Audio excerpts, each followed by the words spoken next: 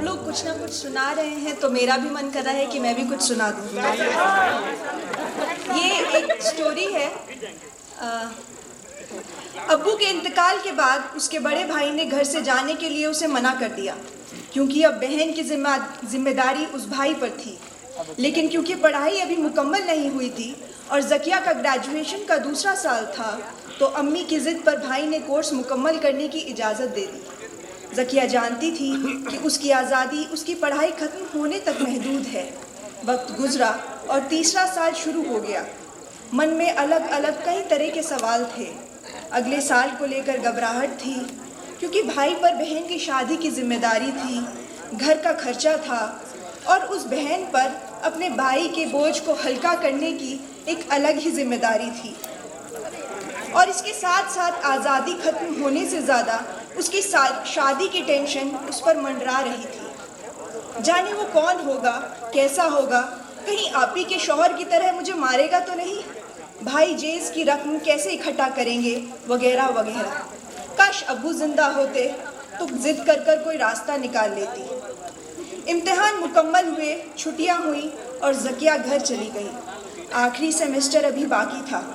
पड़ोस की मस्जिद के इमाम साहब ने राशिद कारपेंटर का रिश्ता भाई को पहले ही बता दिया था और भाई को भी बिना जद्दोजहद किए बगैर एक बारोजगार शख्स मिल गया था।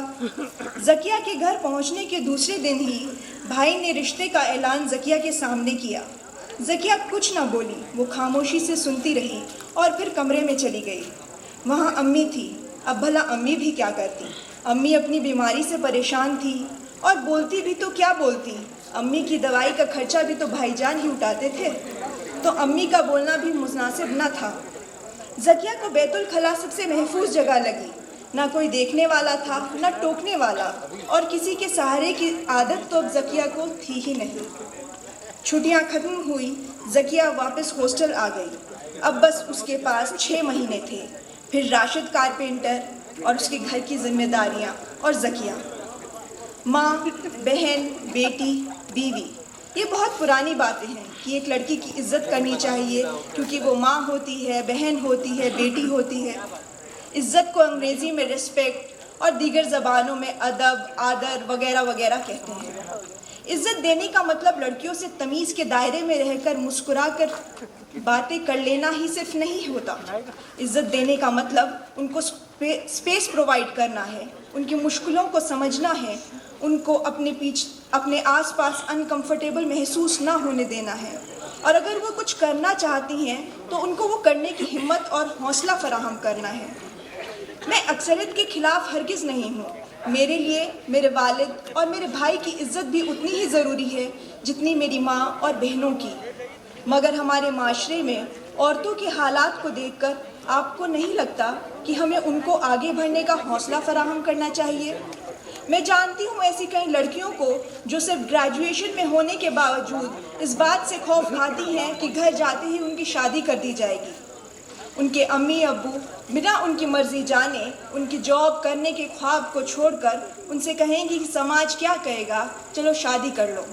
जिस समाज की वो बात करते हैं, वो समाज किसने बनाया है? क्या हम और आप उस समाज के बानी नहीं हैं? फिर क्यों कोई B.Tech की दरख्शा, BSc की मरियम, BA की राहला और पॉलीटेक्निक की हीना अपने आने वाले वक्त को लेकर इतनी डरी रहती है?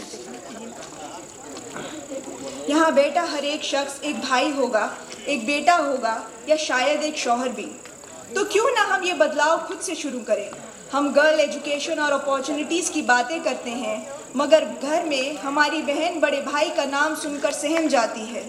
क्यों ना उस डर को ख़त्म कर कर एक दोस्ती और एतबार का रिश्ता कायम किया जाए, जिससे उसको ये महसूस हो और इत्मीनान रहे कि समाज में कोई तो है जो उसको समझेगा और संभालेगा। उसे हम पर तो देते हैं मगर उड़ने नहीं देते। हमारी बेटी बुलबुल है मगर पिंजरे में रहती है।